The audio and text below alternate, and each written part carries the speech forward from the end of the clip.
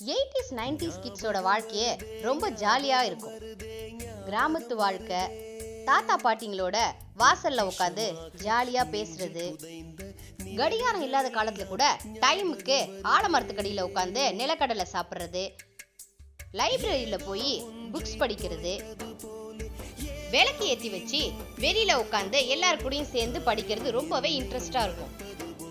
பசங்களோட சேர்ந்து தெருவில் கிரிக்கெட் விளையாடுறதும் ரொம்ப ஜாலியா இருக்கும்.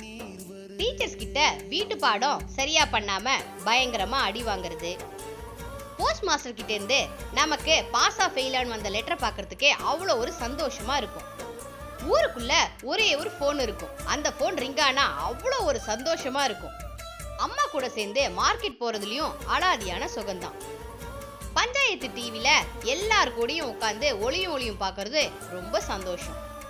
கரண்ட் போயிடுச்சுன்னா மொட்டை மாடியில உட்காந்து ஜாலியா நிலவ ரசிக்கிறதும் சந்தோஷமான ஒரு விஷயம். ரேடியோல பாட்டு கேட்ட கடைசி தலைமுறையும் நம்மளா தான் இருப்போம். மொபைலும் இன்டர்நெட்டும் இல்லாத காலம் ரொம்பவே சந்தோஷமான காலம்.